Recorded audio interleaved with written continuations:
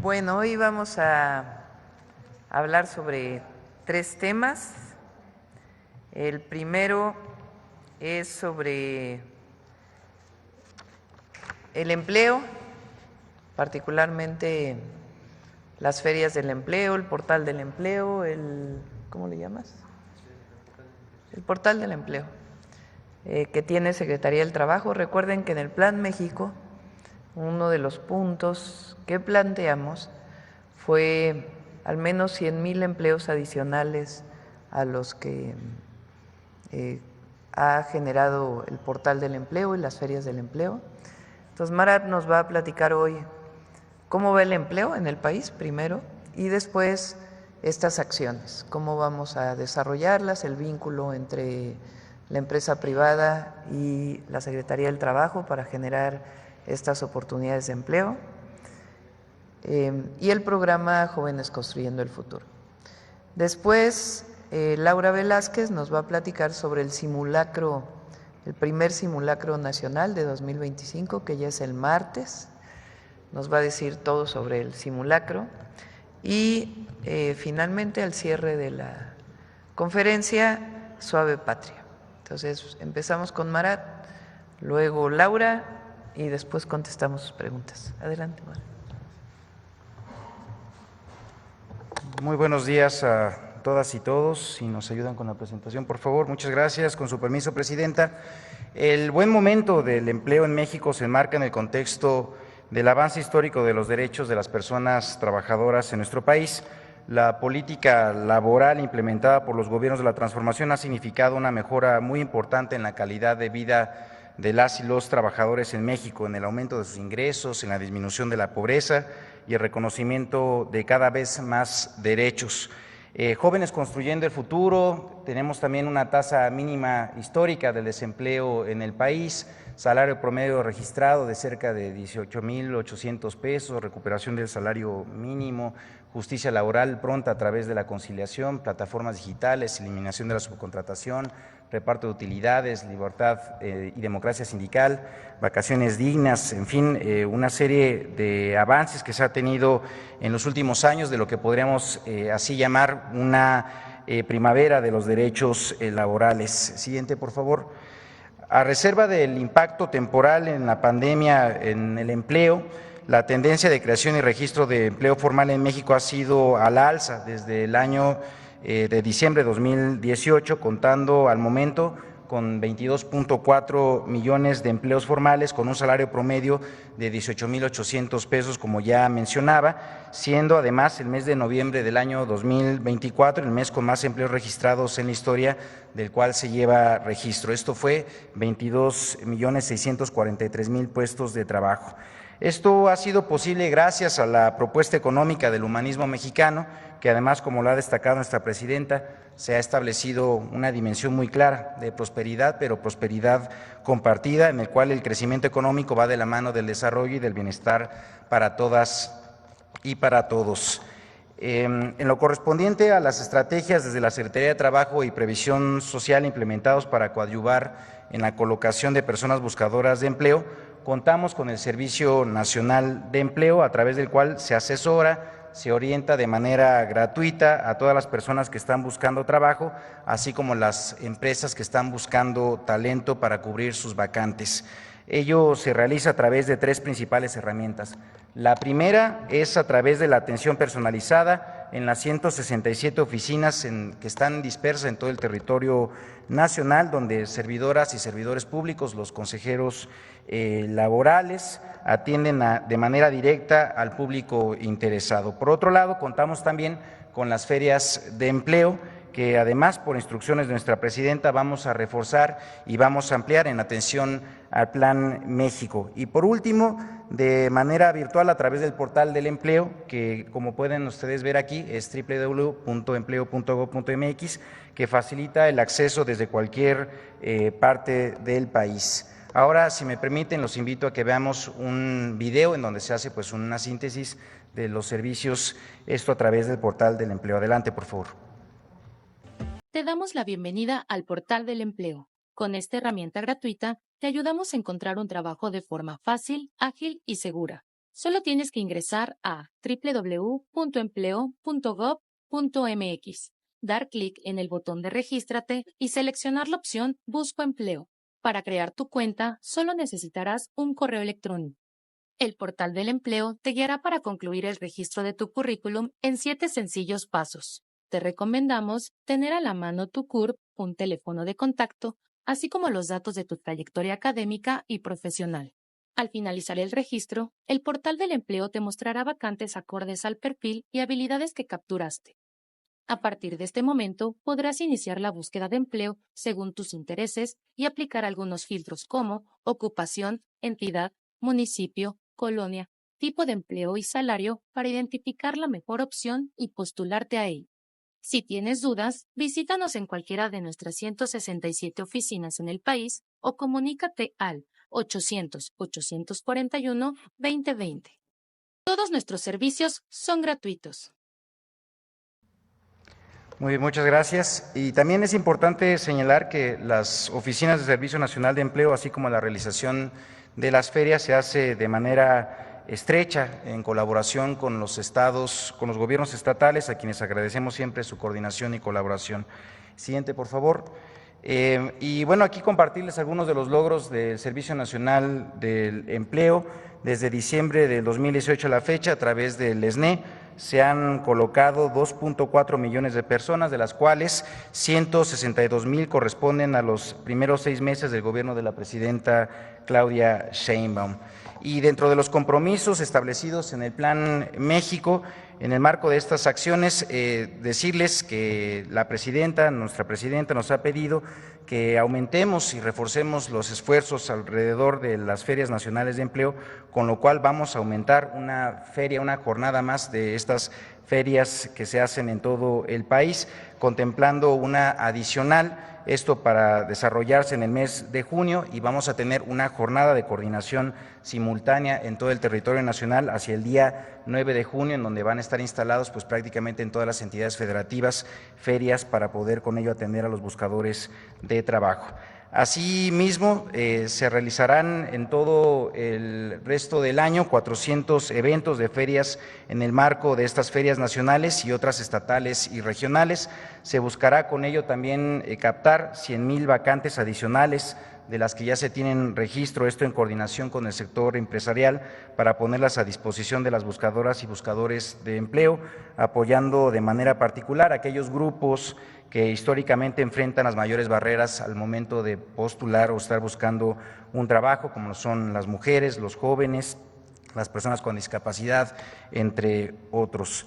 De igual manera, se continúa avanzando en la incorporación de Jóvenes Construyendo Futuro en actividades económicas en diversas empresas, en centros de trabajo, los cuales los capacitan, los desarrollan en habilidades y experiencia que fortalecen con ellos sus posibilidades de incorporarse a un empleo. Y compartirles en la siguiente cuáles son, en tanto que logramos la feria, digamos, o la gran jornada hacia junio, cuáles serían las siguientes actividades que tendríamos de ferias ya programadas para el mes de mayo, y decirles que, bueno, pues aquí está desplegado el calendario en donde vamos a atender en Sonora, en Chiapas, en Tabasco, en Nuevo León, en Baja California, en el Estado de México, en Puebla, en Guanajuato, en Morelos, en Coahuila, en Guanajuato, en Jalisco, en Aguascalientes, en Colima, en fin, pues en todas las entidades federativas prácticamente vamos a estar desarrollando ferias a lo largo del mes de mayo, en tanto que vamos a hacer pues esta gran jornada hacia el mes de junio. Muchísimas gracias en este despliegue para que pueda ser de claridad para todas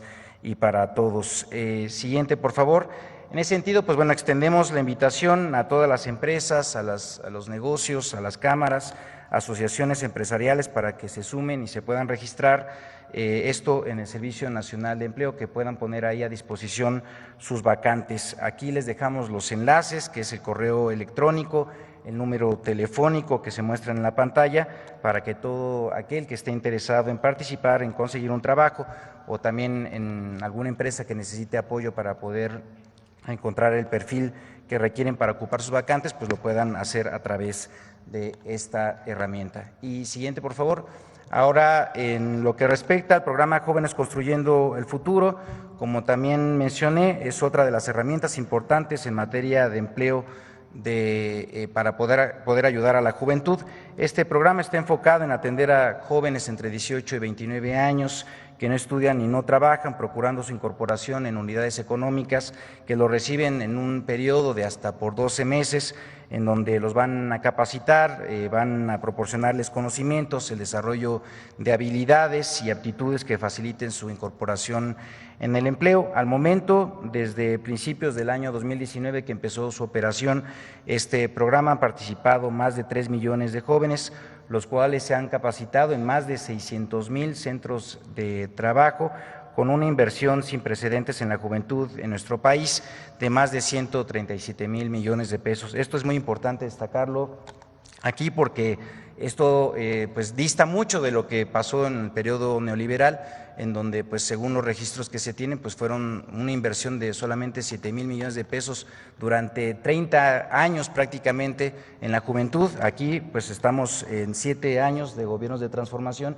y van 137,000 millones de pesos invertidos en las y los jóvenes. También destacar que de las y los jóvenes que participan, 7 de cada 10 se encuentran un empleo u ocupación productiva después de su participación en el programa. Siguiente, por favor.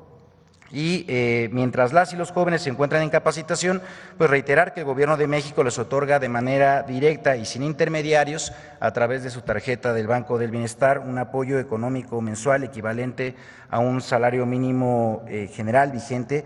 Esto para el año 2025 es 8,480 pesos, además de la cobertura del seguro médico del IMSS por caso de accidentes en el centro de trabajo, enfermedades, incluso maternidad. En el 2025 se tiene contemplada una inversión de cerca de 24,000 millones de pesos y una meta de participación de 450,000 jóvenes, como nos lo ha instruido nuestra presidenta, esto también en el marco de la estrategia del Plan México para poder coadyuvar a la incorporación de estos jóvenes al empleo. Y bueno, pues también compartir que desde el pasado 1 de abril, Jóvenes Construyendo el Futuro se convirtió ya en un derecho constitucional al quedar establecido en el artículo 123 sobre el derecho al trabajo. Esto es una reforma histórica a la Constitución que garantiza que nunca más se excluya a las y los jóvenes de México, asegurando su capacitación laboral para que puedan ejercer plenamente su derecho al trabajo. Y bueno, pues darles también fechas relevantes, compartirles que el próximo pago se va a realizar el día 28 de abril. De igual manera, las y los jóvenes que se vincularon en este mes de abril iniciarán capacitación el próximo 6 de mayo, significando con ello 80,000 nuevas y nuevos jóvenes participando.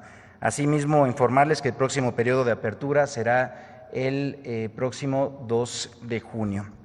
Y bien, esto también, en la siguiente, por favor, darles una actualización de plataformas digitales. Como recordarán, pues esta es una reforma que nuestra presidenta estableció como uno de los compromisos de gobierno para poder con ello darles protección de seguridad social a pues, cientos de miles de trabajadores que se desarrollan en actividades en estas plataformas digitales. Esta fue publicada el día 24 de diciembre del año pasado. Recordar que esta reforma pues justamente busca garantizar el cumplimiento de los derechos laborales para este sector y proporcionar seguridad social para quienes trabajan en estas plataformas digitales. Se reconoce con ello la subordinación laboral y el acceso a todas las personas y a todas sus prestaciones de ley para aquellos trabajadores que tengan ingresos equivalentes al de un salario mínimo mensual de la Ciudad de México.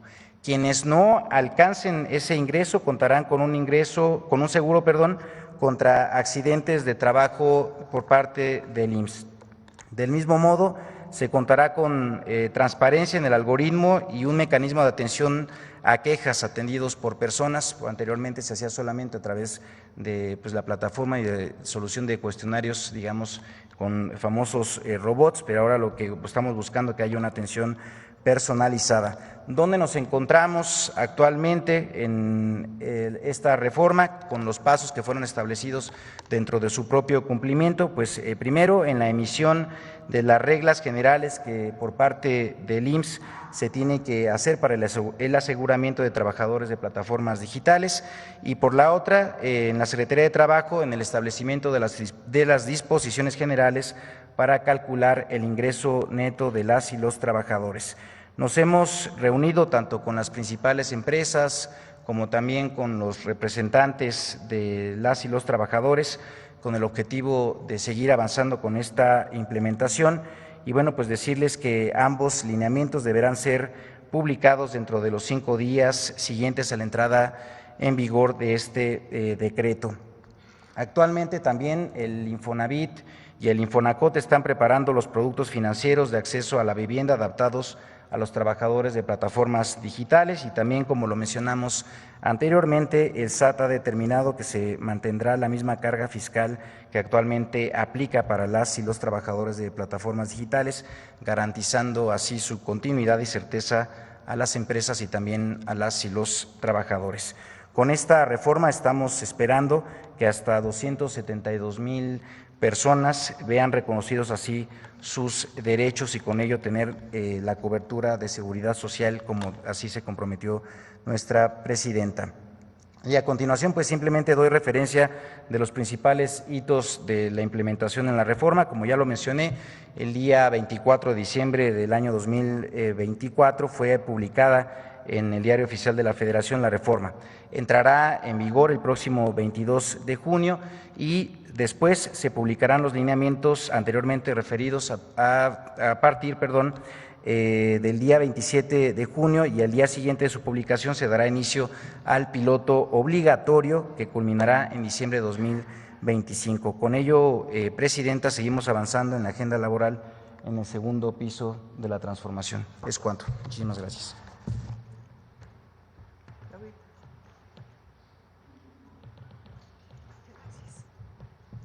Muchas gracias, Presidenta. Con su permiso, muy buen día para todos y para todas.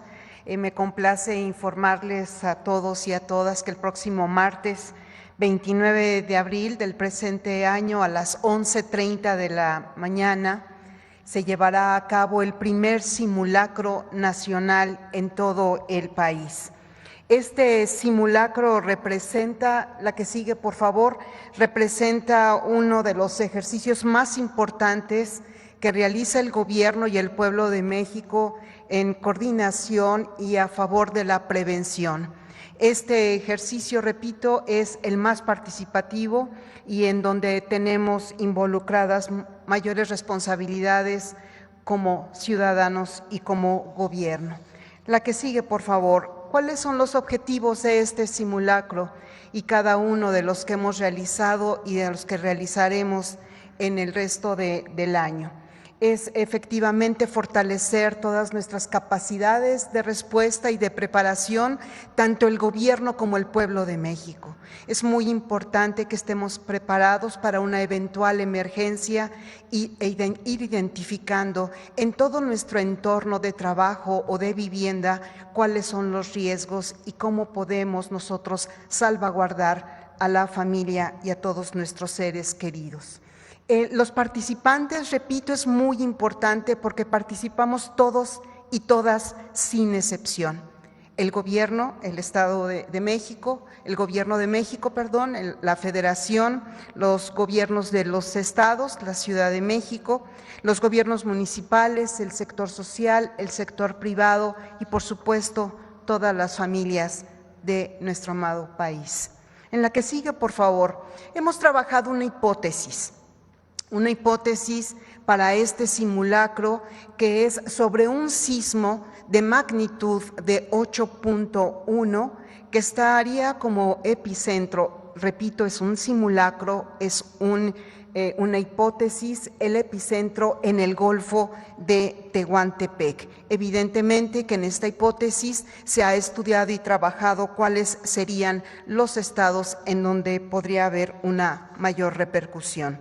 En la que sigue, por favor, la Secretaría de Marina también va a realizar de manera simultánea el próximo martes a las 11:30 de la mañana, un ejercicio de alerta para tsunami en el Océano Pacífico. Esto es con la finalidad de examinar todos los procedimientos y los protocolos de respuesta para una posible llegada de un tsunami. La que sigue, por favor. En el marco de este simulacro nacional, es muy importante que todos estemos alerta, porque se activará el alertamiento sísmico en 12 entidades federativas, con una capacidad de ser transmitido a través de 14,491 altavoces, asimismo en la radio y la televisión. En la que sigue, por favor, podemos identificar que en la Ciudad de México,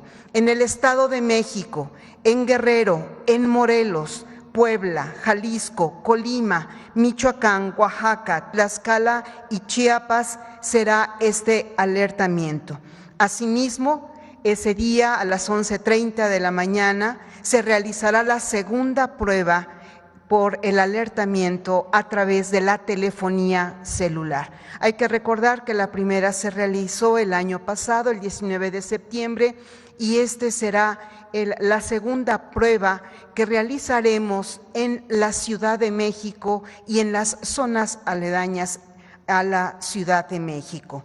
Este es un simulacro. Esto es lo que va a aparecer en nuestros celulares para las personas que nos encontremos en la Ciudad de México, además con un sonido que tendremos que ir identificando poco a poco. Es muy importante mencionarles a ustedes, la que sigue, por favor, si son tan amables, toda la convocatoria para este simulacro. Estamos cumpliendo el mes, empezamos el 20 de marzo, e informo a ustedes y a usted también, Presidenta, que hemos tenido un registro verdaderamente importante para participar. Se abre un registro, todavía pueden registrarse, lo pueden hacer todavía hasta el lunes 28 a las 12 de la noche. Se abre un registro a través de esta página que es www.preparados.gov.mx/Primer Simulacro Nacional 2025, y ahí se registran todas las familias o los trabajadores que quieren registrar su inmueble. Hay un número récord ya de participantes registrados hasta el momento.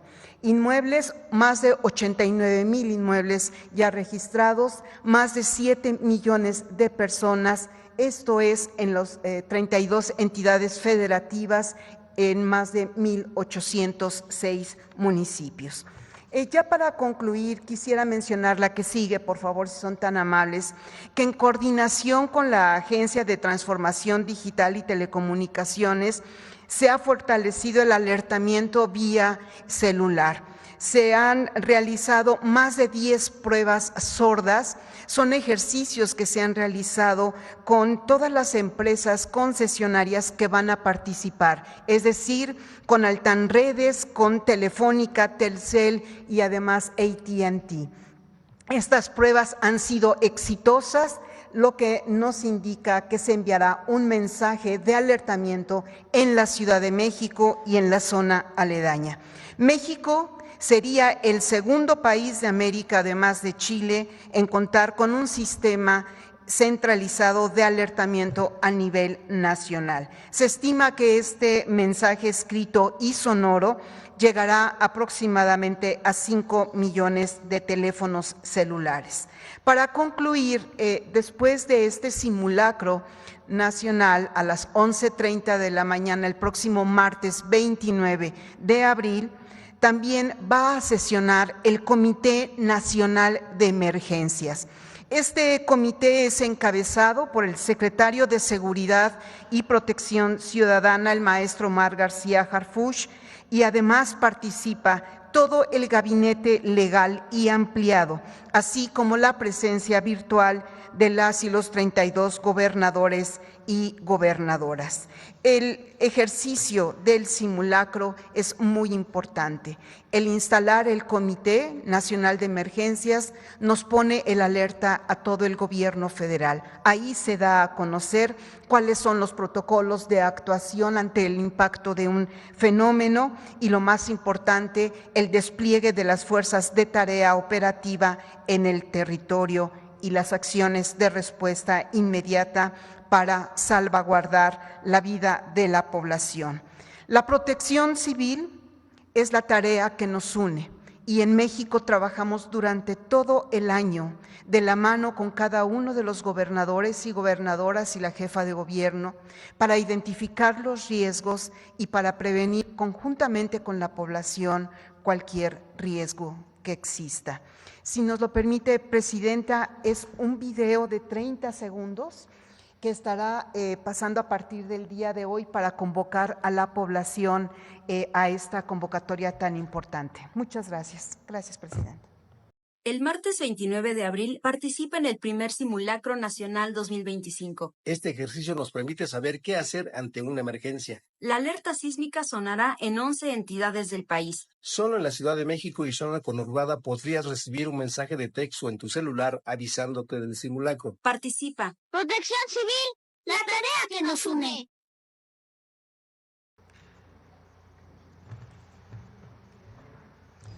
Muy bien, pues esta es la información y vamos a las preguntas.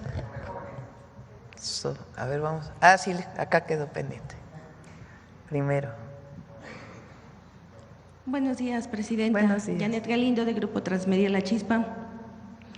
En torno a estas ferias del empleo que se han estado realizando, ¿hay alguna tendencia hacia determinadas áreas donde sea una mayor solicitud y también así si los jóvenes también buscan determinadas áreas de trabajo y aproximadamente cuántas son las empresas que están uniéndose a estas ferias y a este trabajo? Sí, bien, las ferias evidentemente recogen las vacantes que están en todas las regiones y entidades federativas del país. Pues como saben también, muy buena parte de la economía nacional se desarrolla en el sector servicios, muchas de estas vacantes pues evidentemente radicadas en ello, pero decirles que hay de todo en general, desde cocina hasta ingeniería, como también el propio, no sé, carpintería, en fin, pues es cuestión de que quienes estén interesados en buscar una vacante de trabajo lo puedan hacer a partir de también el portal y también enterarse de cuáles son pues todo el abanico que se tiene.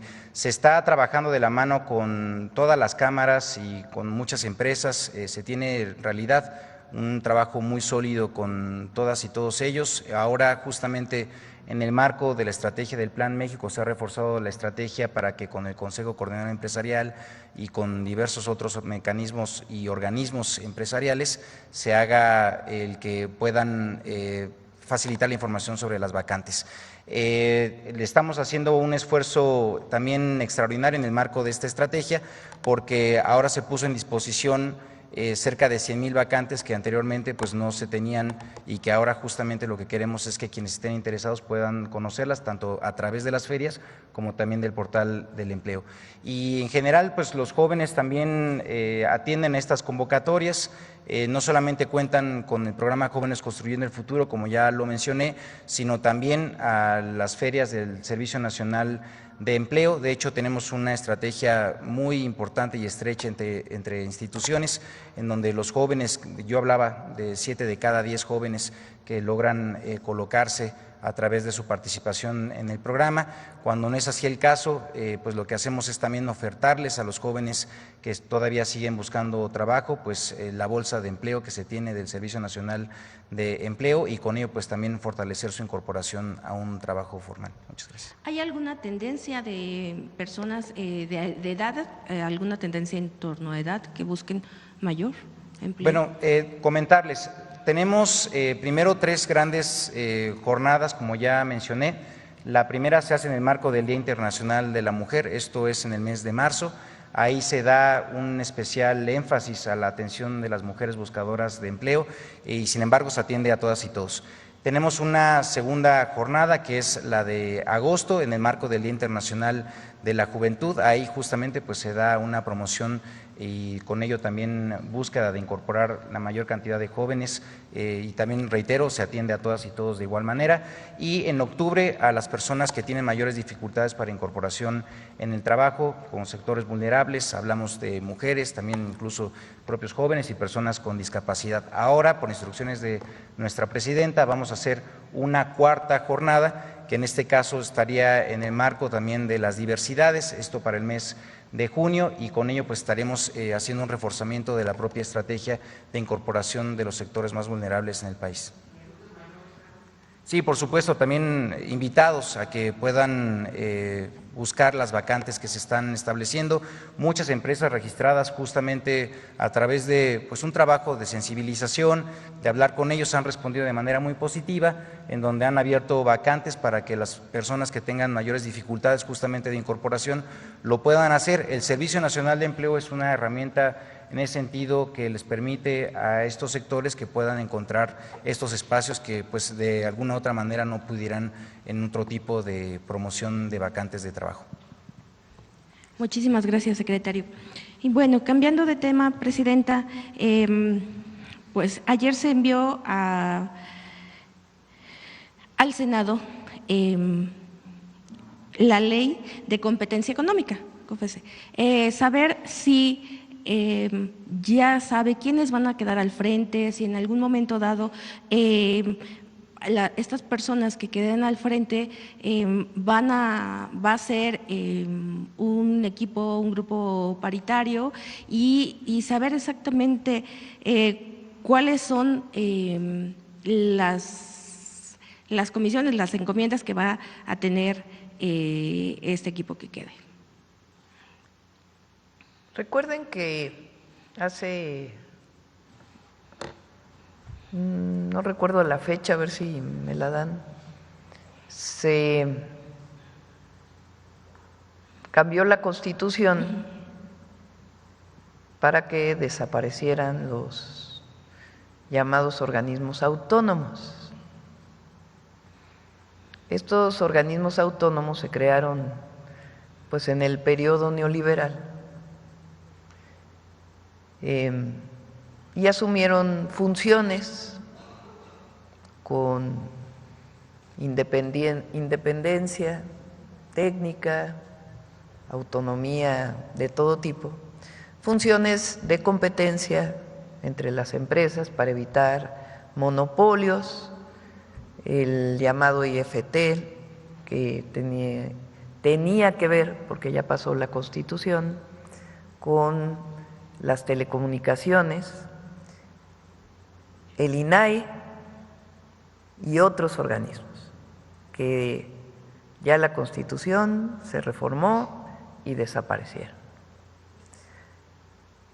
En el caso de la competencia económica y también incorporando ahí a telecomunicaciones, se va a crear un nuevo organismo que tiene autonomía técnica. Ese organismo es el organismo antimonopolio. Va a estar constituido por personalidades que vamos a enviar desde el Ejecutivo al Senado de la República para que sean aprobados. Y ahí, con independencia técnica, van a definir si, por ejemplo, un banco se quiere fusionar con otro, lo que antes hacía la COFESE, incurrirán en prácticas monopólicas o no. Y tienen pues todo el análisis técnico para poder definir y que no se concentre algún sector económico en una sola persona moral, en una sola empresa.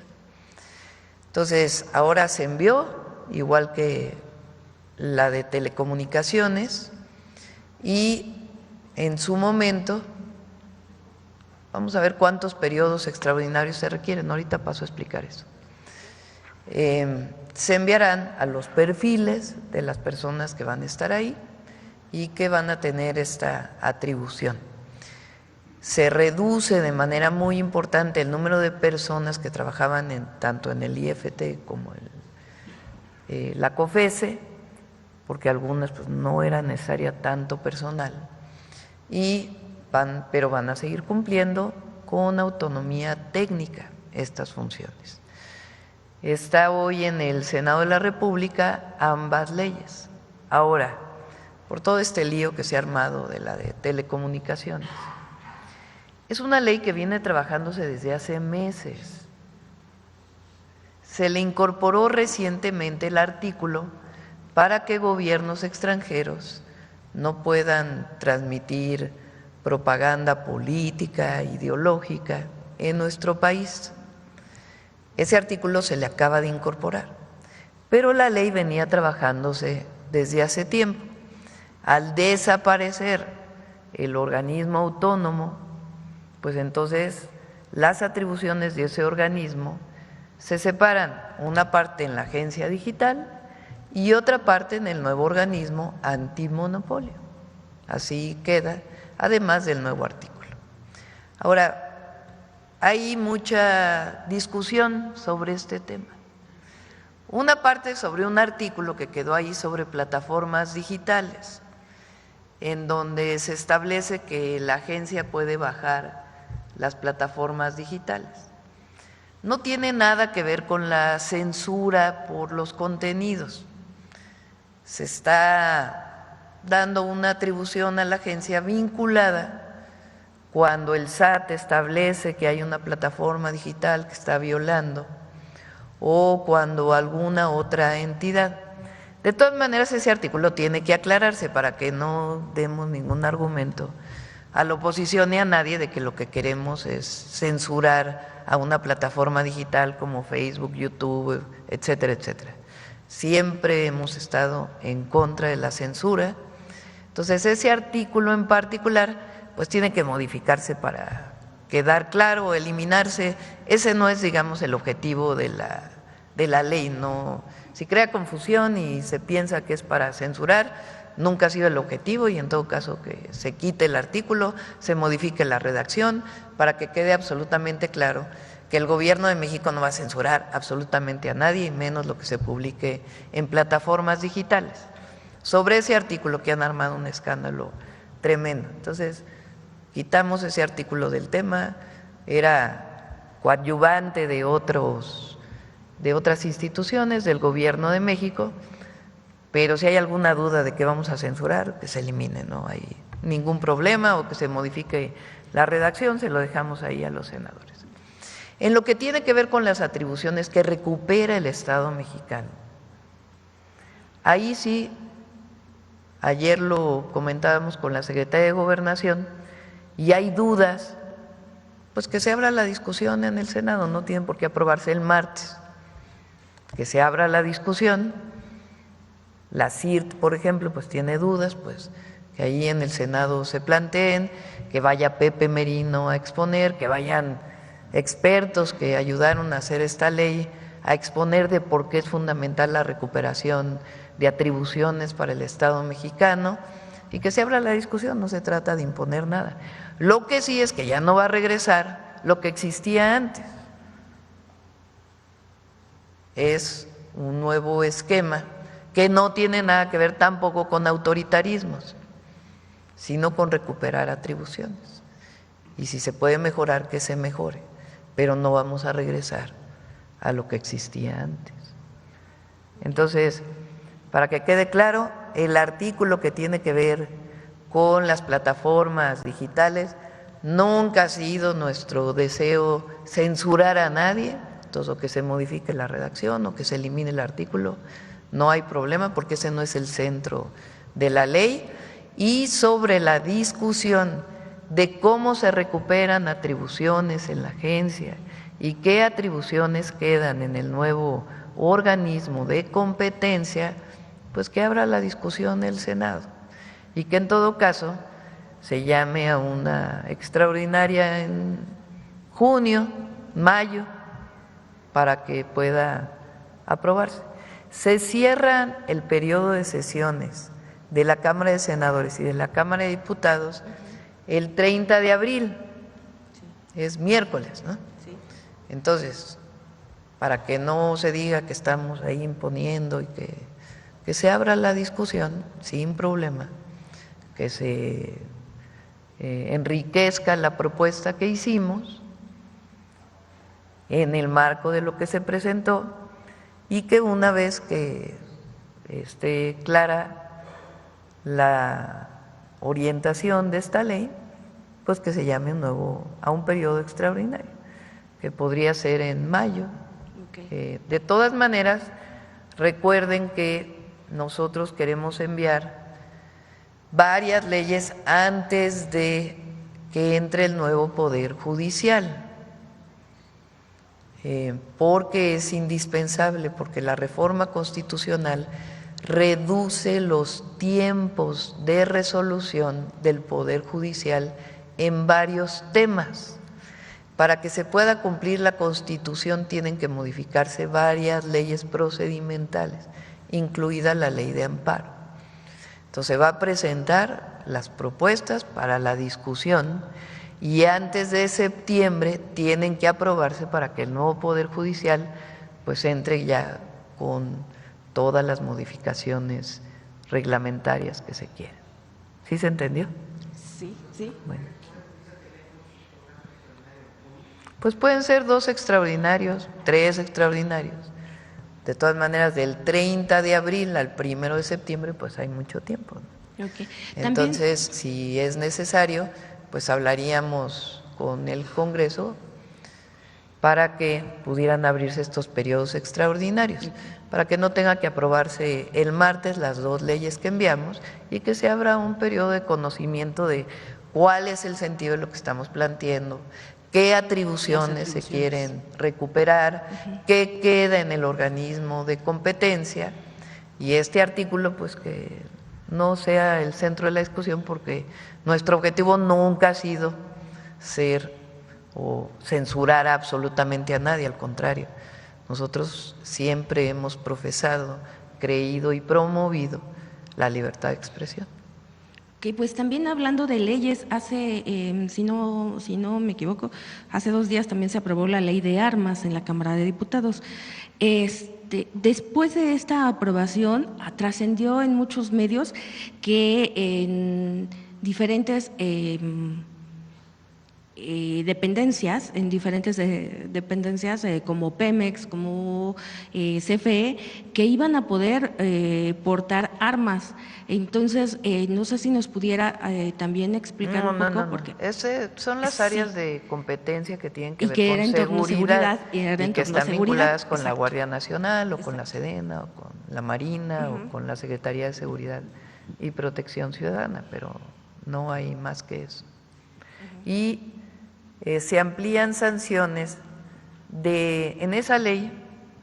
Una parte muy importante es que la ley anterior ya tenía muchísimo tiempo. Ahora hay nuevo armamento, incluso armas que se pueden fabricar con impresoras de 3D. Sí, en tercera dimensión. Y esas no estaban catalogadas o tipificadas en la antigua ley. Entonces, pues tienen que estar catalogadas, tipificadas, porque están prohibidas. Entonces, eso queda establecido en la nueva ley, entre otras cosas. Y mayores sanciones también a la aportación de armas de fuego. Ok, muchísimas gracias, doctora. Y en cuanto a el pago de los fideicomisos de la Suprema Corte, ¿cómo va este tema? Pues ya está en la tesorería ese recurso. La Corte dijo que no había atribuciones, pero la Constitución, la reforma constitucional es muy clara de que ese recurso de los fideicomisos tiene que pasarse a la tesorería, y como lo he dicho, son cerca de 16,000 millones de pesos. Aquí ya vamos a presentar exactamente en qué se va a usar, y la mayoría va para el ISSSTE, para mejorar el servicio de salud del ISSSTE, para contratar médicos, para contratar personal de salud, para mejorar las instalaciones, para tener los equipos que se requieren, porque el ISSSTE pues fue de las instituciones que en el periodo neoliberal se abandonaron más y se privatizaron más. Entonces este recurso pues va para que los trabajadores del Estado, incluidos los del Poder Judicial de la Federación, puedan tener acceso a un sistema de salud más digno. Pero ya están en la tesorería esos recursos. La Corte dijo que no había atribuciones para mandarlo por parte de Nafinsa a la tesorería, pero la Constitución lo dice con toda claridad, no hay ninguna duda. Una parte, recuerden, cerca de 800 millones fueron al Instituto Nacional Electoral para ampliar el número de casillas para la votación del Poder Judicial.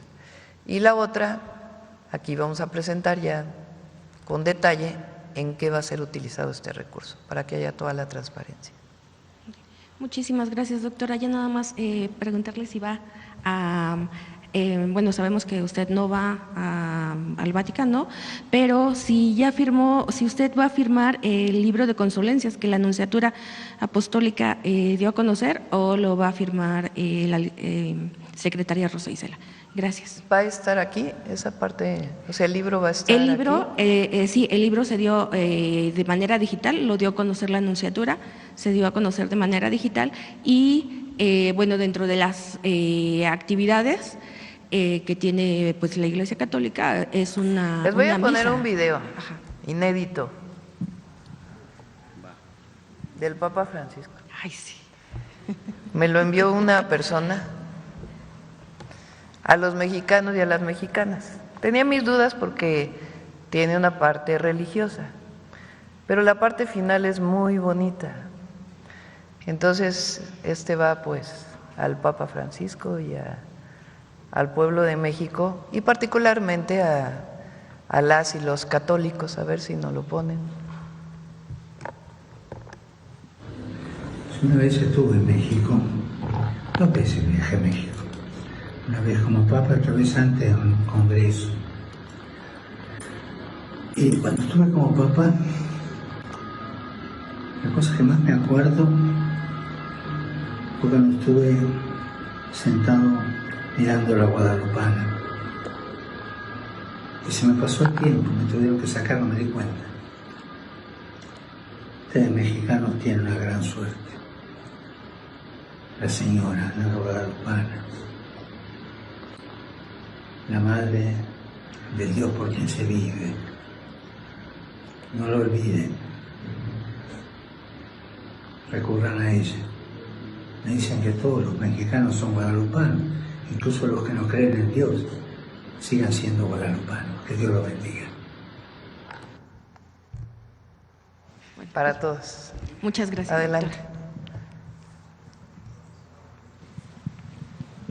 Gracias, buenos días, Presidenta. Arturo Pavón, del Chapucero y Efecto Colateral. Bueno, usted en una de sus giras por Ciudad Juárez fue muy sensible, llegó a un salón donde había aproximadamente 600 mujeres trabajadoras de las maquilas y las saludó una por una. Fue impresionante, se llevó mucho tiempo, pero las escuchó a cada una de ellas. Derivado de eso, pues se logró ya la formación de estos centros de educación y cuidados infantiles que próximamente van a ser pues iniciadas ya sus obras en terrenos donados por el municipio. Y pues preguntarle a usted si va a asistir a la colocación de la primera piedra, que va a ser me parece que el 30 de abril de este mes. Sí. No voy a poder asistir a Ciudad Juárez, pero pues ahí va a estar obviamente Zoe y el equipo. Ya lo he presentado varias veces Zoe aquí, pero estos centros tienen muchas virtudes. El Instituto Mexicano del Seguro Social tiene sus guarderías. Mis hijos fueron a guardería del IMSS. Son de las mejores guarderías del país. Durante todo el periodo neoliberal, lo que se hizo fue privatizar las guarderías. ¿Qué quiere decir esto? De que en vez de que fueran trabajadoras y trabajadores adscritos al Instituto Mexicano del Seguro Social, las concesionaron a terceros. Y los terceros, pues eran quienes daban el servicio, pues este derecho para las mujeres. Después vinieron las famosas estancias infantiles, que fue todavía una concesión mayor de las guarderías del Seguro Social, pues con la tragedia que conocemos de la guardería ABC, porque se prestó a mucha corrupción, de que sin cumplir con los requisitos necesarios, pues se concesionaba a los amigos, a los conocidos, y no se cumplía pues las condiciones que se requieren para que los niños o niñas, los infantes, las infancias puedan estar en un lugar de cuidados. ¿Qué hizo SOE? Que fue una de las ideas que estuvimos platicando cómo recuperar. Se trabajó con el sindicato del IMSS para poder hacer un nuevo modelo. Por supuesto, el personal del Instituto Mexicano del Seguro Social, pero también con el sindicato para generar nuevas trabajadores dentro del IMSS que pudieran recuperar el servicio directamente por el IMSS sin privatizarlo.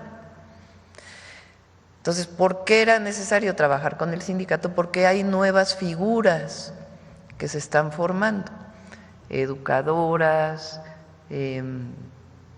y otras profesionistas que son necesarias en un centro como estos. Ya no le llamamos guarderías, porque guardería pues es una forma de decir que guardas a un bebé. No, es un centro de educación y de cuidado, porque ahora hay mucho desarrollo en donde se sabe que si los bebés desde los primeros meses son estimulados de distinta forma, pues pueden desarrollar más sus capacidades.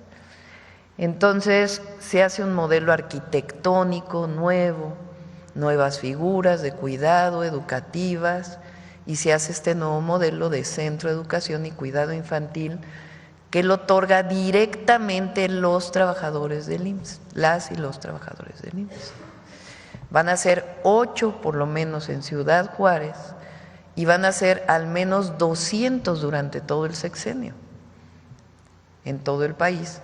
Y particularmente vamos con mujeres de la maquila, empezando por Juárez, y también estamos muy interesados en los jornaleros agrícolas, las jornaleras agrícolas, que es un sector muy vulnerable de nuestro país, donde ya también Marat está trabajando para garantizar que tengan seguro social, que ganan al menos el salario mínimo, que trabajen las horas que tienen que trabajar. Entonces esos son los ESIS. Y el 30 de abril, Día del Niño y la Niña, recuerden que es el niño y la niña, o Día de la Niñez, inicia ya la construcción. Estos serían… Ahora, hay algo muy importante, porque uno diría, bueno, es solo para los afiliados al Instituto Mexicano del Seguro Social. No, los estados pueden hacer un convenio con el IMSS,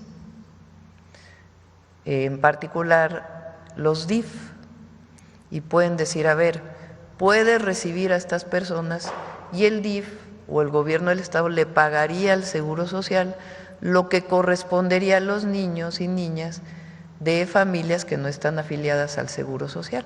Depende de los convenios que se puedan hacer con cada estado.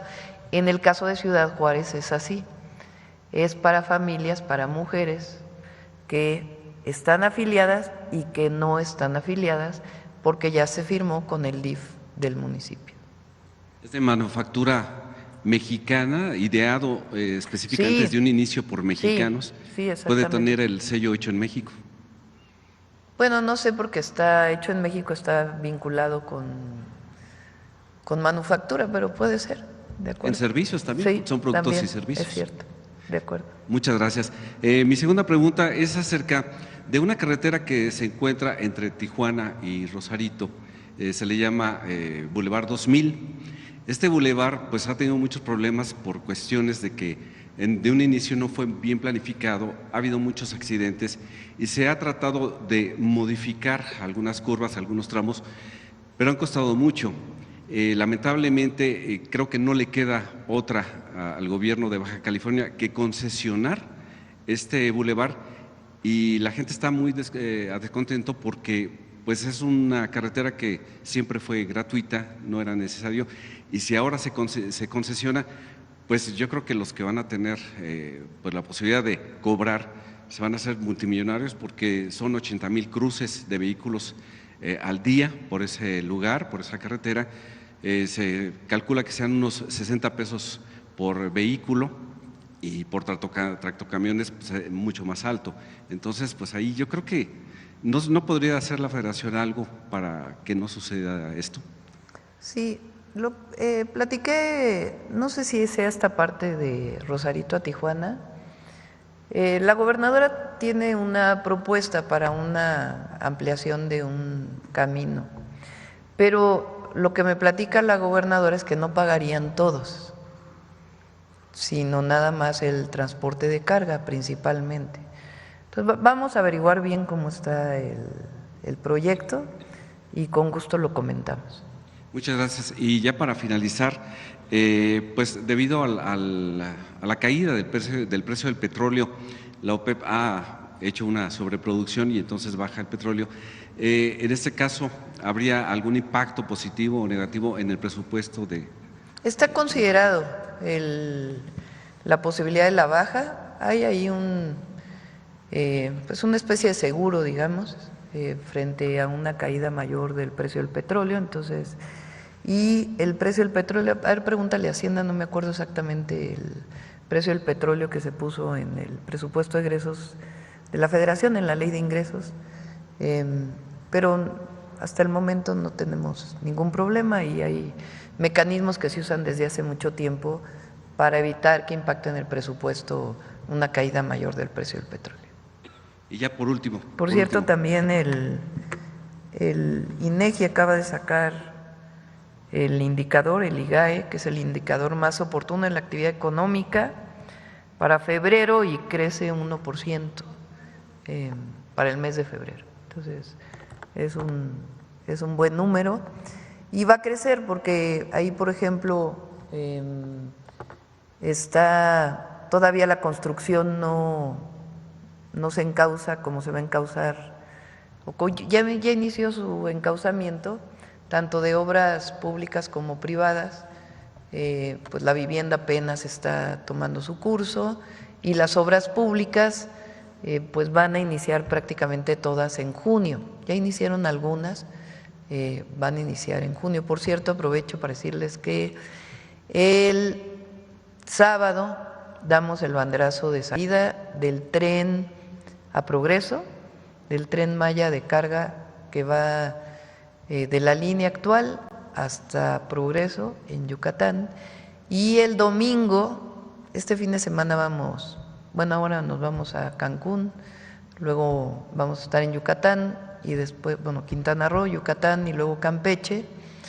Y regresando de Campeche el domingo vamos a Querétaro, porque vamos a dar también el banderazo de salida del tren México-Querétaro, que ya inicia su construcción a cargo de la Sedena. Entonces es un buen indicador y además pues con la construcción pues va a crecer todavía más en los siguientes meses. Sobre lo de Progreso, precisamente ya se está haciendo una inversión de aproximadamente 8,000 millones de pesos por parte del gobierno de Yucatán.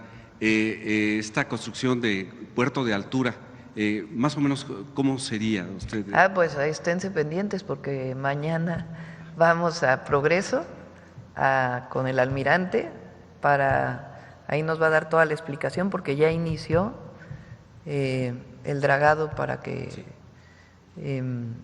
tenga todavía más altura el puerto de Progreso, y de ahí nos vamos al banderazo de salida del tren. Entonces uno es con la Marina y otro es con la Sedena. Muchas gracias. Sobre jóvenes. Sí, Presidenta, buenos días. Máximo Allende para El Soberano. Siempre es satisfactorio poder compartir que un servidor fue egresado de la primera generación del programa. En aquellos días se pagaba 3,600 pesos, era el equivalente a un salario mínimo. Y en ese sentido preguntarle al secretario, aprovechando, ¿qué mecanismos de verificación hay ahora para, bueno, pues que la Secretaría corrobore que el joven está, pues digamos, en condiciones del espacio de trabajo al que se inscribió? Y decía hace un momento que si no logran encontrar empleo, que el rango, bueno, 7 de cada 10 es un buen rango, pero ¿qué pasa con esos jóvenes que no logran conseguir empleo, que no logran vincularse al centro de trabajo donde hicieron su capacitación? Bien, bueno, pues el programa Jóvenes Construyendo el Futuro, para que pueda participar tanto un joven como un centro de trabajo, pasa por un proceso pues simplemente primero de revisión y de aceptación de los documentos que se presentan como parte de los requisitos de las reglas de operación.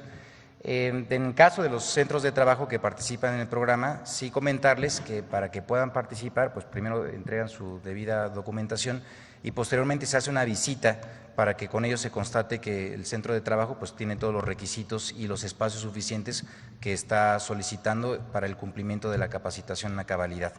Posteriormente a los jóvenes también se les vuelve a convocar una vez iniciada su capacitación, primero para la entrega de su tarjeta del Banco del Bienestar, que es el método de pago mediante el cual se les hace justamente el depósito del salario mínimo.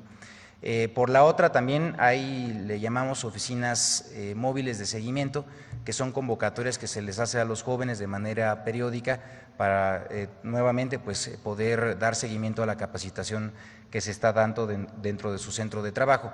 Y de igual manera siguen las visitas de supervisión en los centros de trabajo, que es pues una suerte de inspección que hace un servidor público por parte del programa, en donde se vuelve a visitar al centro de trabajo y dándole seguimiento al cumplimiento de ello. Además, se deben de presentar mensualmente las evaluaciones por parte de los tutores a los jóvenes en seguimiento de las mismas, y se tiene siempre pues abierta la comunicación con los jóvenes en caso de que se presente pues algún señalamiento que tenga que ser atendido por parte de las autoridades en el programa Jóvenes Construyendo el Futuro.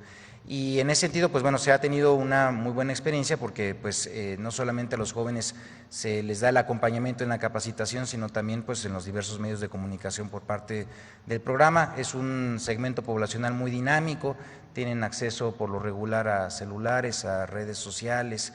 En general, eso permite que tengamos una posibilidad de atención de manera mucho más directa. Y como ya mencionaba también en el caso de los jóvenes, decirles que es un problema en el mundo el tema del empleo en la juventud. Ustedes sabrán seguramente pues en la propia juventud una de las mayores dificultades es la incorporación al trabajo por falta de experiencia laboral, y esto es pues un círculo vicioso. A la falta de experiencia laboral pues no se le permite tener un trabajo, y al no haber tenido un trabajo pues no generas experiencia laboral. El programa lo que permite justamente es, a través de este año de posibilidad de capacitación, es revertir o interrumpir este círculo vicioso, y por eso los jóvenes que participan tienen el triple de tasa de empleabilidad de lo que sería un joven buscando por su propia cuenta un trabajo. En ese sentido, por eso el 7 de cada 10 jóvenes que logran, respecto a lo que es por lo regular el promedio, 2 de cada 10 de los que buscan por su propia cuenta que encuentran un trabajo. Y lo que hacemos es pues repasar varias de los mecanismos que tenemos. Muchos de los jóvenes Construyendo el Futuro que terminan su capacitación, como bien ya digo, encuentran un empleo o ocupación productiva. Algunos otros también empiezan emprendimientos, y también otro universo incluso se reincorpora al estudio, porque ya teniendo un apoyo económico, pues incluso les da la oportunidad de haber ahorrado y regresar a los estudios, culminarlos, o incluso reincorporarse cuando fueron interrumpidos. Entonces, también con el Servicio Nacional de Empleo pues damos esta segunda oportunidad a los jóvenes. Cuando vemos que no han o nos reportan que no tienen un trabajo, pues los buscamos y les damos atención personalizada para que con ello pues puedan seguir teniendo la oportunidad de encontrarlo. Gracias, Presidenta. Justamente en el caso de un servidor tuve la oportunidad de vincularme a una organización, de una agencia de cooperación internacional, y fue gracias al programa Jóvenes Construyendo el Futuro, porque a veces solo se hace falta un empujoncito para que podamos arrancar nuestra vida profesional. Ahora, por otro lado, Presidenta, si me permite hacerle un planteamiento sobre el INE, en días recientes una candidata en el marco del proceso actual electoral consultó al INE la posibilidad de que sindicatos pudieran organizar foros con las candidaturas, con las diversas candidaturas que contienen en este proceso. La respuesta del INE pues fue una resolución que ha generado más dudas que certezas, porque dio luz verde a dichos foros, pero condicionó su realización a que se garantice la participación de al menos la mitad de las personas registradas. Pues esta exigencia es o ha sido calificado de inviable, porque es el mismo INE el que se ha excusado de realizar este tipo de foros, de encuentros, de debates, derivado, pues sí, de las dificultades, han argumentado, de organización, las dificultades técnicas y las condiciones logísticas. Es lo que resolvió el INE para no organizar debates al interior del instituto.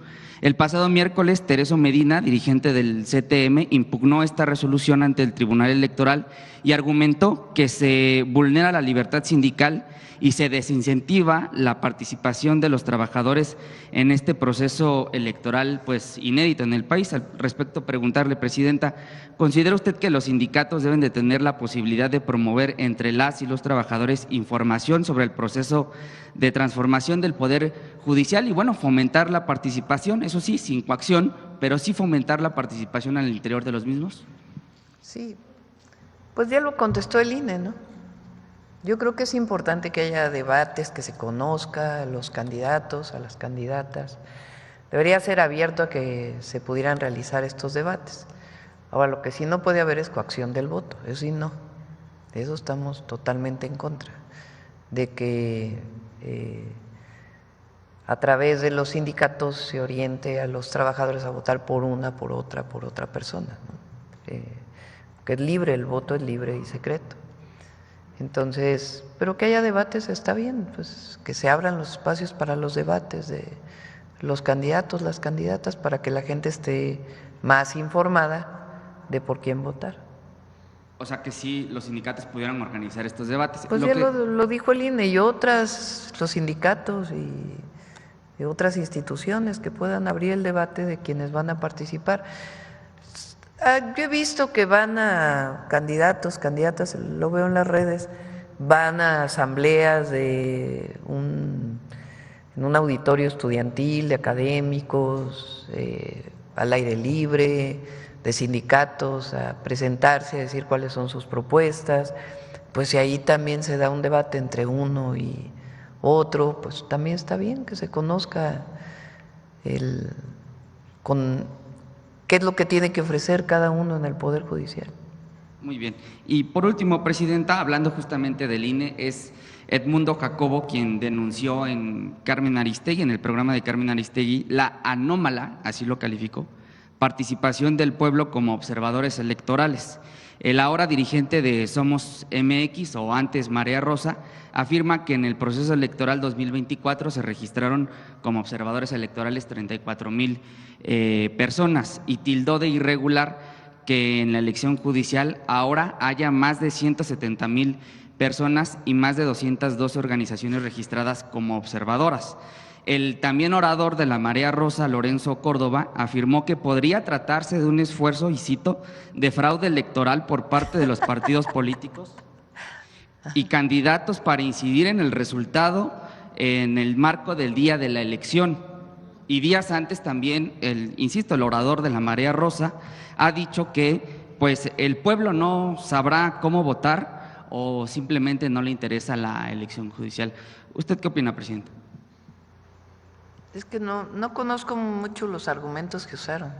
O sea, ¿por qué un observador va a promover un fraude? Pues es al revés, ¿no? Los observadores están para garantizar que el desarrollo de la elección sea transparente. Normalmente en una elección, pues, ¿quiénes son, además, obviamente, los candidatos? de acuerdo con la Constitución y con las leyes electorales, ¿quién postula a los candidatos? Puede haber candidatos independientes que no tengan partido político, pero normalmente los postulan los partidos políticos. Por la historia de fraudes electorales en nuestro país, desde las primeras reformas electorales, se planteó que hubiera representantes de casilla de los partidos políticos para evitar que hubiera fraude electoral. De ahí viene la representación de terceros que no tiene que ver directamente a los funcionarios de casilla, que en México pues son voluntarios.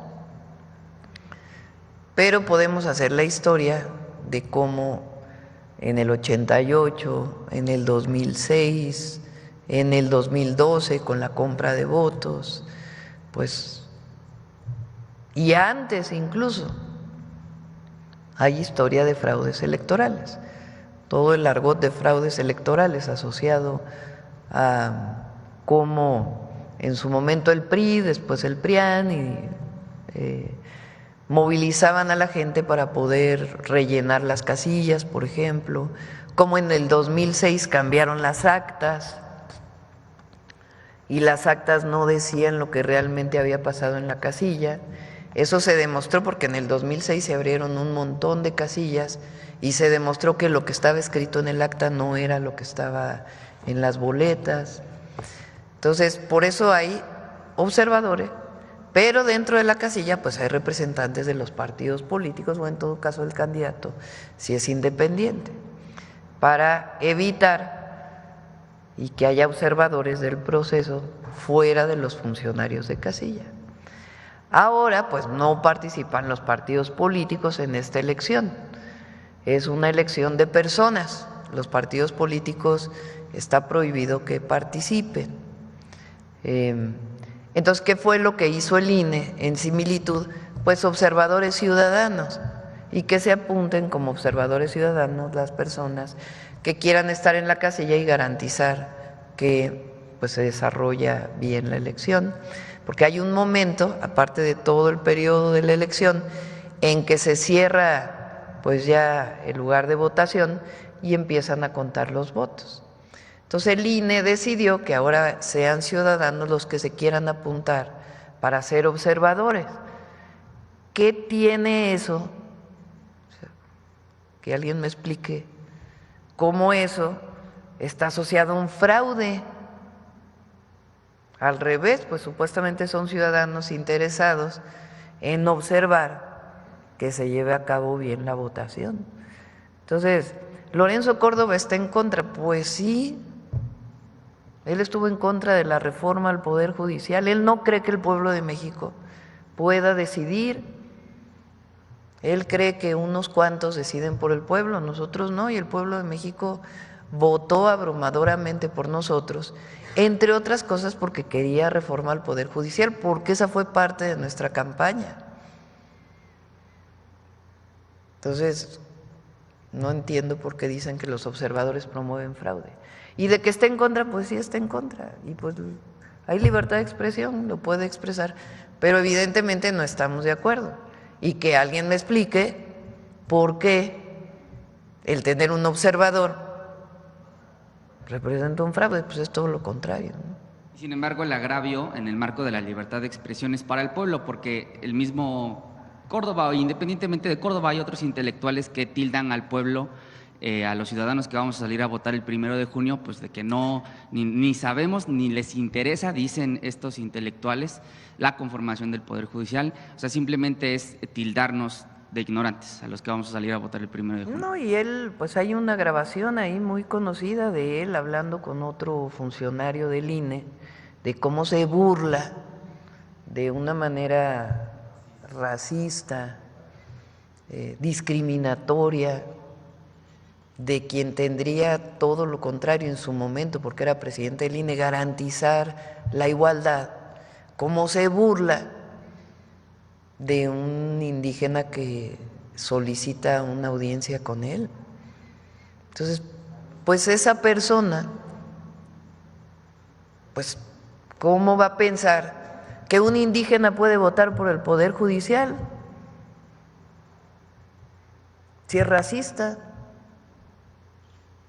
pues no, pero nosotros pensamos todo lo contrario y afortunadamente la gran mayoría del pueblo de México quiere participar en la definición del Poder Judicial. Y el INE, pues espero que haga un buen trabajo. Hasta ahora ha coordinado y organizado bien la elección. Gracias, presidente.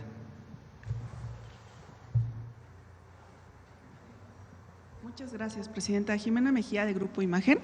Quisiera consultarle, hoy en el periódico Excelsior salió un tema, la organización Defensores expuso que los señalamientos de candidatos ligados al crimen organizado representan una amenaza a la relación con Estados Unidos, al estar ligados con grupos que el mismo presidente de Estados Unidos, Donald Trump, considera grupos terroristas y que incluso esta organización dijo que presentará pruebas a estos perfiles ligados al INE para tratar de impedir la participación en la contienda. ¿Usted qué opinaría? ¿Qué organización dice? Se llama Defensores. ¿Y de dónde son esos?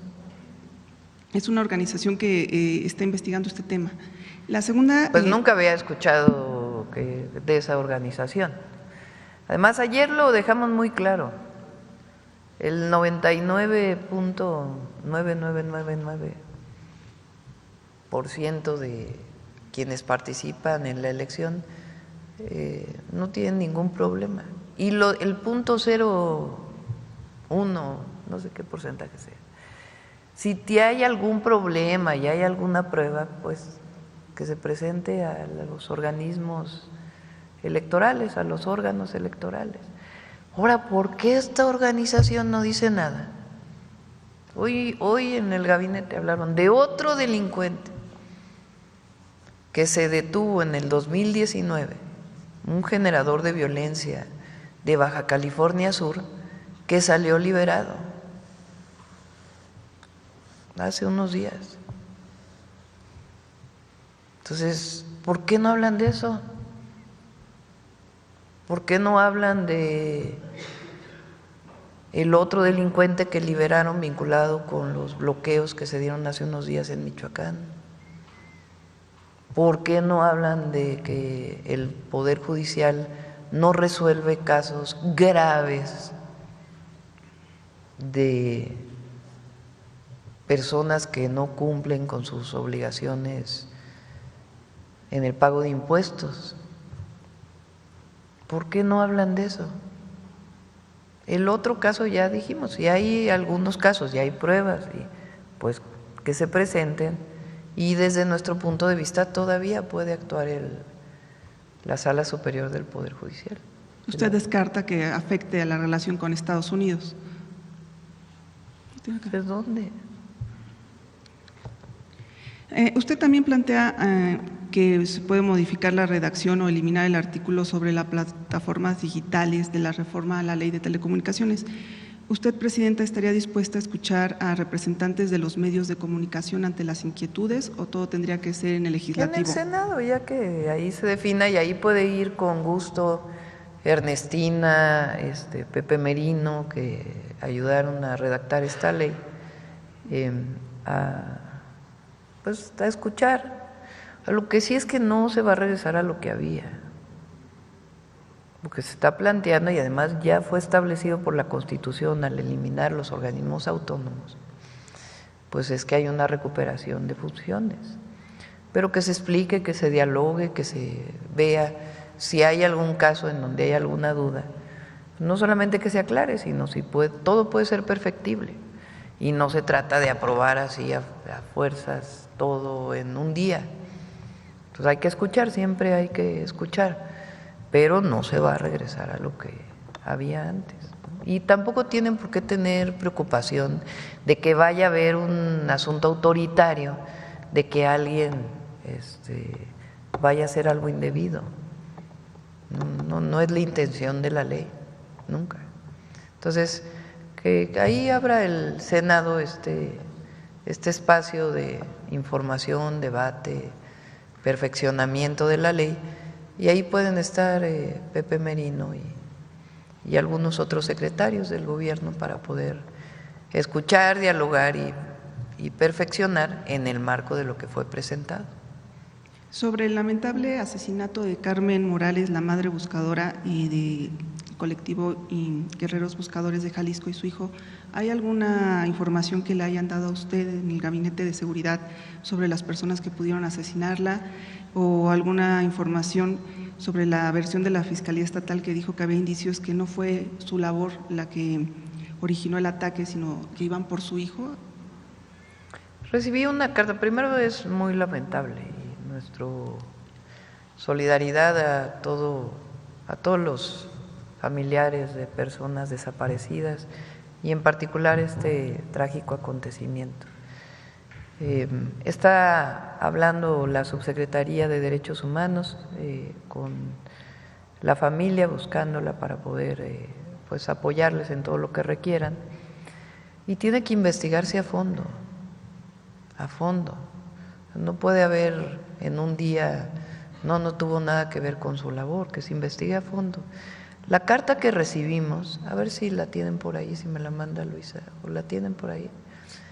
La segunda parte de qué es lo que, porque es una carta que me envían a mí. ¿Sí la tienen? Sino que no la bajen para poder. Por cierto, el precio del petróleo está en 57.8 en la ley de ingresos. Pero en particular en la carta, les voy a poner la última parte porque nos piden que intervengamos en el caso de Jalisco para que haya justicia. Y vamos a estar atentos y tiene que investigarse realmente a fondo de por qué ocurrió este hecho, si fue por la labor de búsqueda que estaba haciendo o no, pero que sea una investigación a fondo. Y por último, Presidenta, sobre los recientes diálogos que tuvo el diálogo que tuvo con el presidente de Estados, Donald Trump, ¿le hizo ya una invitación formal para que vaya a la Casa Blanca? Y si es así, ¿tiene programada una fecha o sigue analizándolo? Sí, todavía hemos hablado de que sería bueno encontrarnos en persona, pero no hay todavía algo formal y sigue el diálogo. Cuando hace falta, pues hablamos de manera directa, pero hay diálogo, el secretario de Hacienda, el secretario de Economía, estamos trabajando sobre los dos temas que nos interesan mucho, que es el tema automotriz y el tema del acero y el aluminio. Sí, continúan las pláticas, no está cerrado nada, sino que seguimos trabajando en esos temas. Le agradezco, Presidenta. Pedimos a la Presidenta que ejerza presión sobre el Estado de Jalisco para que se tomen medidas concretas para prevenir la violencia y garantizar la justicia para las víctimas y sus familias. Entonces, vamos a estar cerca del colectivo y de la familia y apoyando a la Fiscalía de Jalisco en lo que haga falta. Gracias.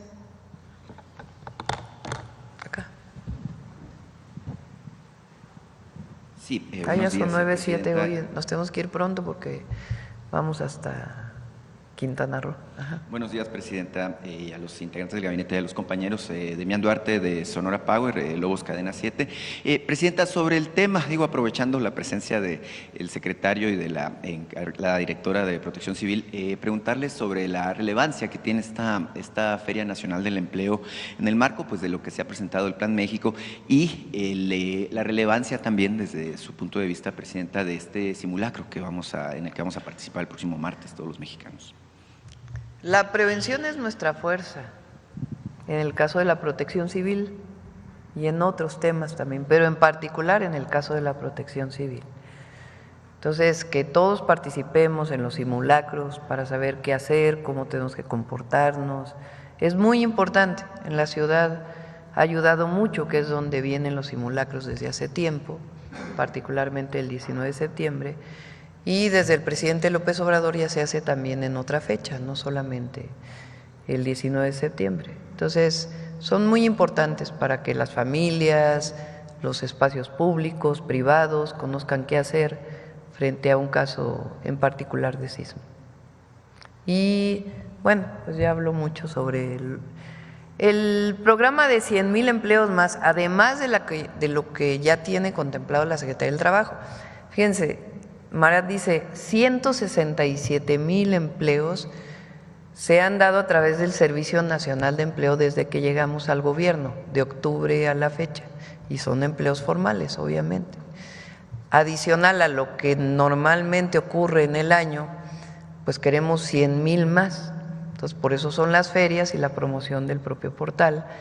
Y ahí las empresas privadas se inscriben cuando tienen un puesto, desde un gerente de un lugar de trabajo hasta un oficio o una profesión. Entonces ahí se incorporan, la Secretaría del Trabajo incluso se encarga de hacer entrevistas muchas veces, y las ferias pues ya es directamente, físicamente, para que las personas vayan, y ahí pues se da la orientación, y también los empleadores para que puedan de una vez establecer la relación para la contratación. En el marco de la relación con Estados Unidos, Presidenta, apareció hace unos días un estudio muy interesante de la Universidad de California en Los Ángeles, de la Universidad Luterana de California, donde habla justamente del crecimiento que tiene la economía de los latinos en Estados Unidos. Usted sabe que los latinos, la gran mayor parte, pues son mexicanos, ¿no? Que viven en los Estados Unidos. Esto habla de datos que son sorprendentes. Mire, creció de 2022 a 2023, que es el dato que está más actualizado, lo que tiene que ver con el tamaño de la economía, de 3.7 a 4.1 billones, es decir, 400,000 millones de dólares más al respecto, con una velocidad pues que podríamos calificar de pasmosa. Crece más rápido la economía de los latinos en Estados Unidos que China, por ejemplo. Y bueno, pues ya los latinos son la quinta economía del mundo, rebasaron a la India, rebasaron a Francia y al Reino Unido. Es evidente, Presidenta, que como se ha dicho reiteradamente en este espacio, bueno, nuestros compatriotas que trabajan en Estados Unidos son gente de bien, que va a trabajar, que busca convivir, que busca integrarse incluso a este país que es los Estados Unidos. Pedirle su opinión sobre el particular. Vamos el lunes a volver a invitar a la compañera que vino. ¿Se acuerdan de una organización en Estados Unidos que hace un trabajo muy importante, cómo ha aumentado la presencia y cómo, si en alguna época había una cantidad importante que todavía existe de trabajadores, de migrantes, compañeros con nacionales que están allá y que no tienen documentos, la mayoría ahora tiene documentos de empleo y muchos tienen la doble nacionalidad, de los casi 40 millones de mexicanos en particular y mexicanas que están en los Estados Unidos. Ya la mayoría son de segunda generación, y si son de primera generación o tienen la nacionalidad o tienen lo que le llaman la green card o tienen algún tipo de permiso de trabajo, porque ha disminuido la migración de mexicanos hacia Estados Unidos en los últimos años. Entonces ya es menor, digamos, el porcentaje de personas que no tienen documentos para trabajar allá, pero que generan pues una riqueza enorme para la economía de los Estados Unidos.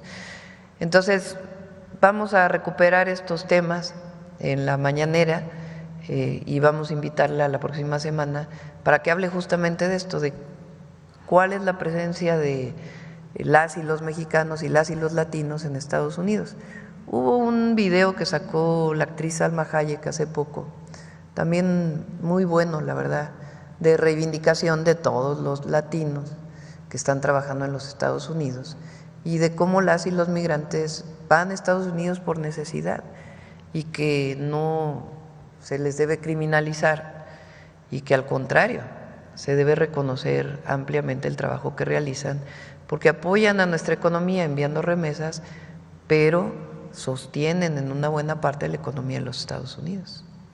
Sí, en este mismo entorno, nada más que al revés, es decir, la presencia de ciudadanos norteamericanos que viven en México. Pues se estima como en 1 millón. Muchos tampoco tienen documentos, vienen aquí, se quedan, y de muchos niveles económicos, de una diversidad muy grande, sobre todo jóvenes, vienen a México, no solo a la Ciudad de México, sino a muchos estados de la República, porque muchos trabajan a distancia. Entonces, pues México es un lugar maravilloso para vivir. Vienen a México aquí se les recibe con cariño y desde aquí trabajan. Zonas en la ciudad, por ejemplo, que se caracterizan, pues es en la delegación Cuauhtémoc o en la alcaldía Cuauhtémoc, la Condesa, la Roma y otras, la Juárez, ya también tienen muchísimos jóvenes estadounidenses que vinieron aquí a quedarse y a trabajar. Se estima que es 1,5 millones de norteamericanos que viven en México, algunos de manera legal. Mira, 1,5 millones. Otros sin papeles, como dicen los nómadas digitales. Y sí, México es un país maravilloso. De hecho, prácticamente en todo el país se da este fenómeno. Por ejemplo, en Sonora, ¿no? Hay una colonia muy grande de ciudadanos norteamericanos, en Sinaloa. Y justo también, esto Baja California Sur. Por supuesto, y distintos lugares del país. Pero esto me lleva a un suceso que ocurrió en Mazatlán. No sé si usted lo vio, fue muy sonado en redes sociales, de un ciudadano norteamericano que fue y maltrató a un trabajador, a un obrero mexicano de la construcción, porque no lo dejó comer en la vía pública, argumentándole que estaba fuera de su casa, ¿no? Esto propició incluso pues una indignación entre los ciudadanos de Mazatlán, que fueron a manifestarse incluso afuera de la casa del norteamericano, pidiendo respeto para México y para los mexicanos. Ese es el punto, ¿no? Que todos ellos son bienvenidos, con los brazos abiertos, damos la bienvenida a los norteamericanos, pero evidentemente que los mexicanos queremos respeto en nuestro país, para nosotros mismos. En nuestro país y fuera de nuestro país. Y por supuesto, preguntarles su opinión. A opinión. México y a los mexicanos se nos respeta. Y actitudes racistas, clasistas, no son aceptadas en México. Sí. Bueno, pues nació por ahí un hashtag que dice que todos somos Jorge, porque bueno, el obrero se llama Jorge, ¿no? Entonces, sí, y además nuestra solidaridad con él y a todo mexicano y mexicana, porque no es asunto de extranjeros. Hay muchos mexicanos todavía muy conservadores que tienen actitudes racistas y clasistas, y eso tiene que eliminarse en nuestro país. Todos somos iguales, todas somos iguales. Entonces, y quien viene a visitarnos, pues tiene que respetar a las y a los mexicanos. Sí, Presidenta, sin ánimo de abusar del tiempo, le quiero comentar un par de cosas. Mire, del informe que presentaron de seguridad el pasado martes, llamó mucho la atención, obviamente el 33% de reducción no es asunto menor, es 1/3 de la incidencia de homicidio doloso lo que se logró disminuir prácticamente en los primeros 7 meses de su administración. Me llamó mucho la atención el caso de Sonora en particular, porque pasamos del lugar 7 al lugar 14, es un dato que en muchos casos pasó inadvertido. Y esto coincide mucho con lo que dice la Encuesta Nacional de Seguridad en el Entorno Urbano, la ENSU, que habla justamente de que los 3 centros urbanos de estudio, en este caso Nogales, Hermosillo y Cajeme, de un municipio del que hablamos hace poco aquí, como caso de éxito, lograron disminuir también de manera importante la sensación que tiene el ciudadano de seguridad. Es un tema relevante. Ahora, el asunto es que en Sonora nos queda al parecer un foco rojo, que es el caso de San Luis Río Colorado. En este municipio incluso se decidió hace poco que se iba a establecer una estrategia de mando único. Me han pedido mucho los ciudadanos de San Luis Río Colorado, tengo una relación cercana con esa muy lejana frontera, en términos de que, bueno, pues ellos están preocupados evidentemente por lo que pasa, porque incluso a plena luz del día pues ha habido situaciones muy fuertes, y me piden que le pregunte, Presidenta, que así como, por ejemplo, Omar García Harfuch ha tomado en sus manos de manera directa el tema de Guanajuato o el tema de Culiacán, si es posible que el secretario de Seguridad Pública pueda atender, junto con las autoridades, por supuesto, de Sonora, este tema que tiene que ver con San Luis Río Colorado. Estamos ayudando. El gobernador ha sido un gran trabajo. Queremos mucho a Alfonso y además trabaja muy bien en Sonora, temas de seguridad y muchos otros temas. Y ahí en San Luis Río Colorado, que estuvimos hace poco, porque ahí se va a hacer un hospital que me comprometí en campaña y ya inició su construcción, ahí nos comprometimos, además de ayudar en la seguridad, vamos a hacer un programa para cambiar las luminarias. Tienen luminarias todavía de sodio, de esas luminarias amarillas que había hace tiempo, y vamos a hacer un cambio de luminarias por luminarias LED y a poner senderos seguros en varios lugares, lo cual va a ayudar mucho. Se está haciendo el levantamiento, esperemos que podamos iniciar este año en algunas de las avenidas y si no, pues ya ponemos todo el recurso para el próximo año. Pero sí se va a ayudar a San Luis Río Colorado. Ahí está pendiente la aduana, por cierto, también. Bueno, por último, Presidenta, mire, se habla mucho de censura y que incluso su gobierno es autoritario y una serie de cosas que obviamente no vienen al caso, ¿no? Aquí todos podemos hacer uso de la palabra publicar y además los contenidos, y es importante eso, ¿no? Porque hablan de que la dictadura, el comunismo y quién sabe qué cosas.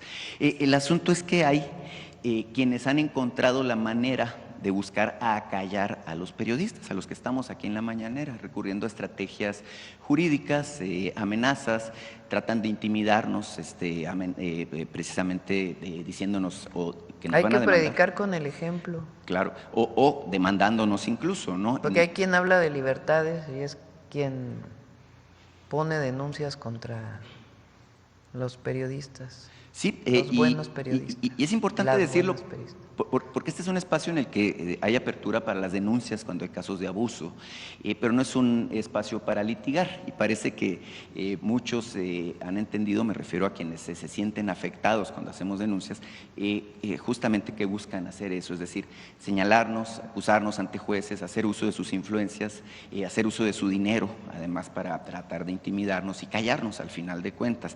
Mire, Presidenta, yo me veo obligado a leer un documento, incluso yo en su momento no mencioné los nombres de las personas, pero me piden que lo haga, ¿no? Entonces, el 7 de febrero pasado hice referencia a un grupo empresarial que se llama Simsa, que opera sobre todo en el área de La Laguna. Este grupo empresarial es propiedad de unos hermanos de nombre Salomón y Nesim Isatafish. Ellos, los están relacionados con un proceso de una persona que sigue presa hasta la fecha, a pesar de que se entregó el expediente aquí a Atención Ciudadana y que, se buscó ayudarle. No ha sido posible porque le han puesto muchas trabas. Se trata del señor, el empresario Arturo Gómez Lara, que sigue en prisión preventiva. Ellos me están exigiendo, Presidenta, y lo vamos a hacer en función de que es el derecho de réplica, que le lea un documento en donde, al final de cuentas buscan desmentir los dichos y me dicen: en ejercicio de nuestro derecho fundamental de réplica, consagrado en el artículo 6º, primer párrafo de la Constitución Política de los Estados Unidos Mexicanos, categóricamente señalamos que son totalmente falsas e imprecisas las manifestaciones realizadas por usted, es decir, yo, Demián Duarte, el 7 de febrero de este año, en el espacio de comunicación social conocido como las Mañaneras del Pueblo. Ello en atención a que nosotros, en lo personal, no hemos instaurado cierto proceso penal en contra de la persona a que se refiere la información sujeta a réplica, lo cual constituye una acusación pública imprecisa y dolosa. Además, porque al margen de lo anterior, es totalmente falso que hayamos realizado alguna conducta impropia para influir en las decisiones de las autoridades penales, como sin alguna prueba y de manera por demás laxa, usted afirmó en la información sujeta a réplica. Como preámbulo, sostenemos que la imputación contenida en la información sujeta a réplica en realidad no corresponde a una sana crítica periodística, tutelada por el derecho a la expresión e información, sino más bien constituye la divulgación de información carente de veracidad al no observar los mínimos estándares de rigor informativo, siendo por tanto un fin ilegítimo de su parte para presionar a juzgadores en cierto proceso penal. Al respecto, yo ya cumplí con el derecho de réplica. Lo que sí, Presidenta, pues yo le quiero hacer una anotación, informarle que el expediente, que ya fue presentado aquí oportunamente, de manera completa aquí a Adriana, en ese expediente se exhibe justamente lo que tiene el acta constitutiva y donde participan estos señores, de los cuales yo no había querido decir el nombre, me obligan a hacerlo y aquí está la información para su consideración. Muchas gracias. Ya cerramos, Olmaro, porque ya se nos hace tarde. Con su permiso, Presidenta. Shivan, Presidenta. Shivan a todas y a todos. Les acabo de saludar en la lengua Odam, que se habla todavía en el hermoso estado de Durango. Cuando hablamos de canciones, en México se impone ante el mundo, con sus sentimientos y sus voces que cuentan el pasado, el presente y el futuro de la gente. Hoy, en Suave Patria, los llevamos al norte del país, donde se encuentra un canto muy hermoso que nos habla de las preocupaciones, de la dureza de la vida, de los amores correspondidos, pero también de aquellos que nunca lo fueron. Como veremos, se trata de un género musical que empezó con los hombres, pero como ahora es tiempo de mujeres, ellas también se han integrado e incluso lo han perfeccionado. Este canto en a capela se ha convertido en un arte que se resiste al olvido. Pero no les digo más. Presidenta, amigos y amigos, amigas y amigos, por favor, veamos la siguiente cápsula. Yo ya me voy a morir a los desiertos, me voy dirigido.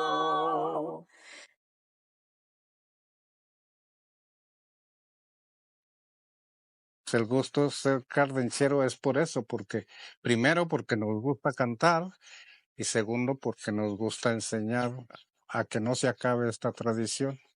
Lo cantaban en las haciendas por las necesidades que tenían los señores cuando trabajaban, porque trabajaban de sol a sol y no les pagaban con dinero, les pagaban con comida, con maíz, frijol y todo eso, porque el patrón, pues no los dejaban ni cantar cerquita de donde vivían los peones. Y las casas pues eran de la hacienda, entonces ellos tenían que retirarse para cantar sus canciones y echar su traguito de sotol, hacer su cigarro de hoja y todo eso. Préstanos vida y salud para volver el otro año. Sí, lo tratamos de conservar tal cual nos lo mostraron, o sea, porque se trata de estar en la raíz y en la identidad. Este canto es de identidad, de nuestra raíz como duranguenses. O sea, las mujeres siempre hemos estado ahí y somos la columna vertebral de la sociedad. Pues era una costumbre machista, ¿no? De la mujer no canta, la mujer no sale, la mujer allá, recluida en sus aposentos y con sus niños. Y ahora no, nosotros ya tuvimos la gran oportunidad, el gran privilegio de andar en esto como mujeres y pues andamos muy bien, nos sentimos muy a gusto y muy orgullosas del canto. Una muchacha muy jovencita que nos sigue hasta la fecha todavía. Empezó a llorar desde que empezamos hasta que terminó. Ella llora. ¿Y por qué lloran? Pues no sé, les traerá recuerdos, el estilo del canto, no sabemos, pero les llega bonito. Me siento allá en las nubes. Pero a mí no me consuelan esas copas de aguardiente, solo en pensar que dejé un amor pendiente, no más que me acuerdo, me dan ganas de llorar.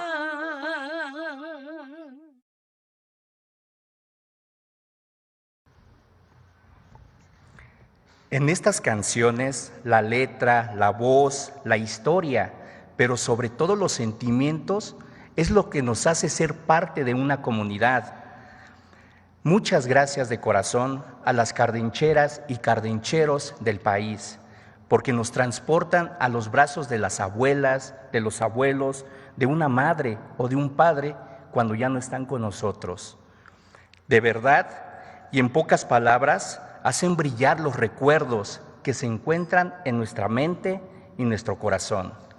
En México hay canciones y cantantes para mucho tiempo, porque como sabemos y sentimos, México canta y encanta. Tashap. Muchas gracias.